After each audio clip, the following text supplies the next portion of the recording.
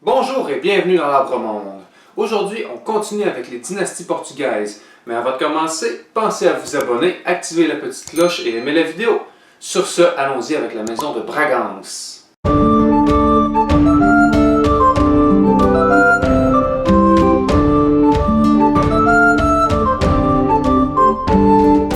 La maison de Bragance a pour origine la princesse Catherine de Portugal, petite-fille de Manuel Ier par son fils cadet Édouard.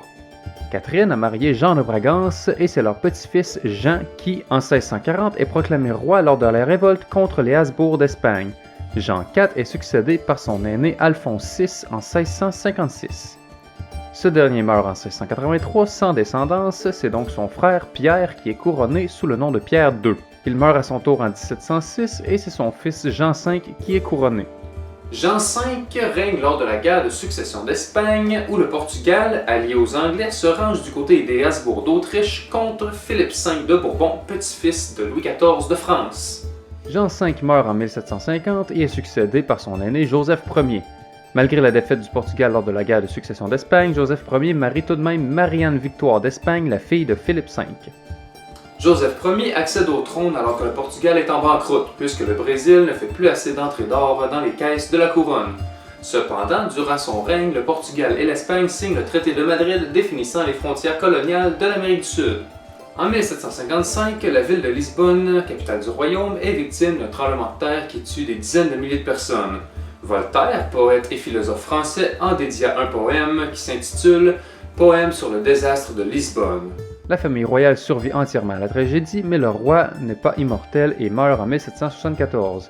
Il est succédé par sa fille Marie Ier et son frère Pierre III qui avait marié Marie en 1760. Donc, le Portugal est gouverné par le couple d'un oncle et sa nièce.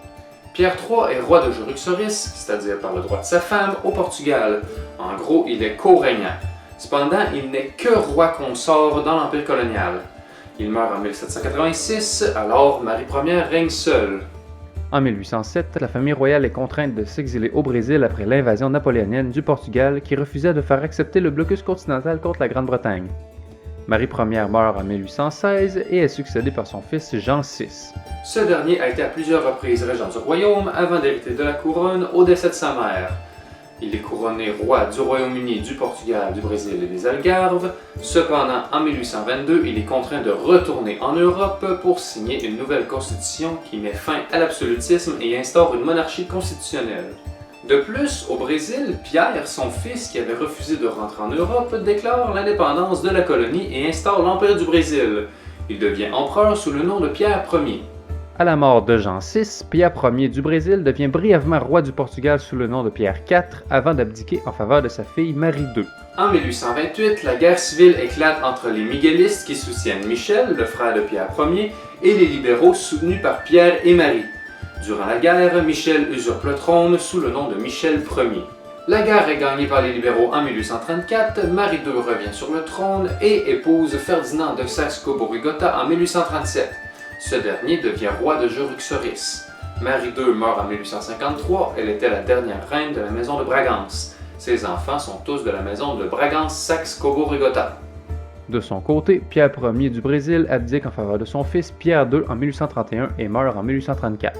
Pierre II sera le dernier empereur du Brésil, ses descendants étant tous prétendants au trône, mais ça, c'est une autre histoire. Merci à toutes et tous d'avoir regardé jusqu'au bout, j'espère que ça vous a plu. Si c'est le cas, je vous invite à aimer et partager la vidéo. Si vous avez des suggestions de dynasties à traiter, je vous invite à me faire savoir dans les commentaires.